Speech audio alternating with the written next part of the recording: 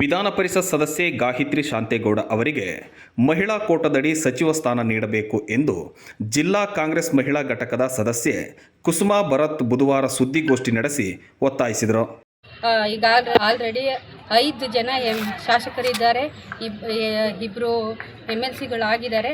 ಅದಕ್ಕೋಸ್ಕರ ಮುಂದೆ ಪಕ್ಷ ಚಿಕ್ಕಮಗಳೂರಿಗೆ ಏನೇನು ಬೇಕು ಬೇಡಗಳನ್ನು ನೋಡಲಿಕ್ಕೆ ನಮ್ಮ ಕಡೆಯಿಂದ ಇಡೀ ಚಿಕ್ಕಮಗಳೂರು ಜಿಲ್ಲೆಯಿಂದ ಗಾಯತ್ರಿ ಶಾಂತೇಗೌಡರನ್ನ ಅವರಿಗೆ ಅವಕಾಶವನ್ನು ಕೊಡಬೇಕು ಅನ್ನೋದಕ್ಕೋಸ್ಕರ ನಾವು ಮಹಿಳೆಯರಿಂದ ಎಲ್ಲ ಸೇರಿಕೊಂಡು ಇವತ್ತು ಪತ್ರಿಕಾಗೋಷ್ಠಿಯನ್ನು ಮಾಡಿದ್ದೀವಿ. ಹಾಗೂ ಈಗ ಗಾಯತ್ರಿ ಶಾಂತೇಗೌಡರು ಯಾಕೆ ಅವ್ರಿಗೆ ನಾವು ಆಯ್ಕೆ ಮಾಡ್ತಾಯಿದ್ದೀವಿ ಅಂತ ಅಂದರೆ, ಅವರು ಈಗಾಗಲೇ ಪಕ್ಷ ಕಟ್ಟೋದ್ರಲ್ಲಿ ತಳಹಂತದಿಂದ ನಮಗೆ ನಾವು ಪಕ್ಷಕ್ಕೆ ಹೊಸಬರಾದ್ರೂ ಅವರು ಪಕ್ಷದಲ್ಲಿ ನಿಷ್ಠೆಯಿಂದ ಸುಮಾರು 30-40 ವರ್ಷಗಳಾಗಿರ್ಬೋದು ಅವರು ಇದ್ದು ಕಾಂಗ್ರೆಸ್ ಪಕ್ಷವನ್ನು ಬಲಿಷ್ಠಗೊಳಿಸಿದ್ದಾರೆ. ಅಂಥವರಿಗೆ ಅವಕಾಶವನ್ನು ಕೊಡಲೇಬೇಕು. ಗಾಯತ್ರಕ್ಕಂಗೆ ಈ ಸತಿ ಮಂತ್ರಿಮಂಡಲದಲ್ಲಿ ಒಂದು ಸ್ಥಾನವನ್ನು ಕೊಡಬೇಕು ಅಂತ ನಾವೆಲ್ಲ ಸೇರಿ ಒತ್ತಾಯಿಸ್ತಾ ಇದ್ದೀವಿ. ಮೇಡಮ್, ಈಗ ಅವರಿಗೆ ಪರಿಷತ್